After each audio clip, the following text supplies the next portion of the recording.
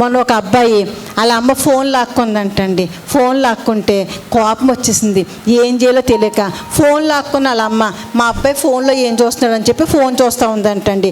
నా చేతిలో ఫోన్ లాక్కొని నా ఫోన్ నువ్వు చూడడం ఏంటని చెప్పేసి బ్యాట్ ఉంటుంది కదా ఏంటండి, ఆ బ్యాట్ ఇచ్చుకొని తల పగిలిపోయేలా కొట్టాడండి.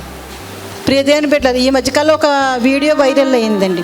టీచర్ ఫోన్ లాక్కుందండి. టీచర్ ఫోన్ లాక్కున్నందుకు ఆ టీచర్ని పచ్చి బూతులు తిట్టి, ఏంటి ఆడపిల్లండి, అంత దారుణంగా టీచర్ అండి. గురువుని ఎలా చూసుకోవాలి? అసలు మన కాలంలో మన టీచర్లకి ఎంత భయపడేవాళ్ళో ఇప్పుడు ఎలా ఉన్నాం? టీచర్ మీద తిరగబడిపోయే పిల్లలు లేకుండా లేరు, తల్లిదండ్రుల మీద తిరగబడిపోయే పిల్లలు లేకుండా లేరు. ఫోన్ ఉంటే చాలండి, ఇక తిండి తిప్పలు అన్నీ మానేస్తూ ఉన్నారండి.